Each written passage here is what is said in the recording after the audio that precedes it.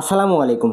বিকাল থেকে আমাদের খামারে কয়েকটা গরু অসুস্থ বলতে গরুগুলো প্রচুর পরিমাণে পাতলা পায়খানা করতেছে আর পায়খানা অনেক গন্ধ করতেছে। আর গরু পাতলা পায়খানা করলে আস্তে আস্তে দুর্বল হয়ে পড়ে, বিশেষ করে দুধের গাভীগুলো সমস্যা বেশি হয়ে থাকে। তা আমি চিন্তা করলাম যে হঠাৎ এই শীতের দিনে পাতলা পায়খানা হওয়ার কারণ কি। তো যখন গরুর খামারে এই রকম সমস্যা হয় তখন আমরা আমাদের খাদ্যাভ্যাস চেক করি যে আমরা যে খাবারগুলি দেই সেগুলির মধ্যে কোনো সমস্যা আছে কিনা। তো খাবারগুলো পর্যবেক্ষণ করার পর বুঝলাম যে কি কারণে সমস্যাগুলো হচ্ছে বা ফুড পয়জনিং হচ্ছে। তো কি কারণে এগুলো হচ্ছে সেটা আপনাকে বলার চেষ্টা করতেছি। তো আমরা যে প্রতিনিয়ত যে খাবারগুলো খাওয়াই সেগুলির মধ্যে হলো ভুসি। আমরা মূলত দুই ধরনের ভুসি খাওয়াই, এটি হলো গমের চিকন ভুসি এবং গমের মোটা ভুসি। এগুলো অনেক দিন যাবত খাওয়ার পর হঠাৎ কোম্পানি চেঞ্জ করে অন্য এক কোম্পানির ভুসি নিয়ে আসছিলাম। এগুলোর মধ্যে একটু ময়দা বেশি মিশানো ছিল। তো আগে যে ভুসিগুলো যে পরিমাণ মতো খাওয়াইছিলাম ঠিক একই পরিমাণে অন্য কোম্পানির ভুসি এগুলো খাওয়ার কারণে এই ফুড পয়জনিং হয় এবং গরু গন্ধযুক্ত পায়খানা করতেছে। এখন যেহেতু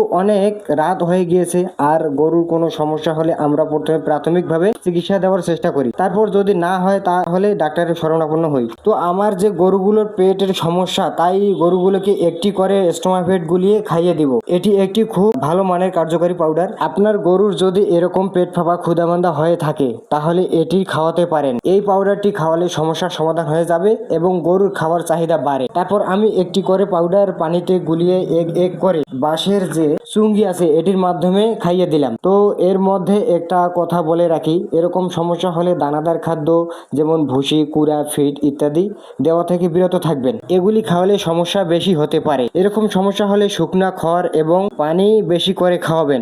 এছাড়া বাঁশের পাতা আপনি খাওয়াতে পারেন। এটি খাওয়ালে পাতলা পায়খানা থেকে অনেকটা সমাধান পাওয়া যায়। তো আমাদের জন্য দোয়া রাখবেন। সবাইকে আসসালামু আলাইকুম রহমতুল্লাহ।